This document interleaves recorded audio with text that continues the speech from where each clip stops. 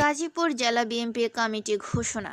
কালিয়াকৈরের স্থফিপুরে সাইজউদ্দিন আহমেদের নেতৃত্বে আনন্দ মিছিল অনুষ্ঠিত।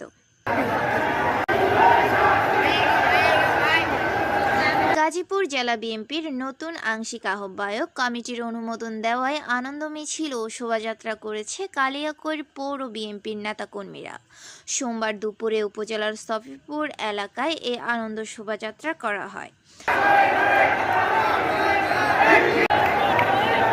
শোভাযাত্রাটি উপজেলার বিভিন্ন সড়ক প্রদক্ষিণ করে মৌচাক ইউনিয়ন পরিষদের সামনে সমবেত হয়।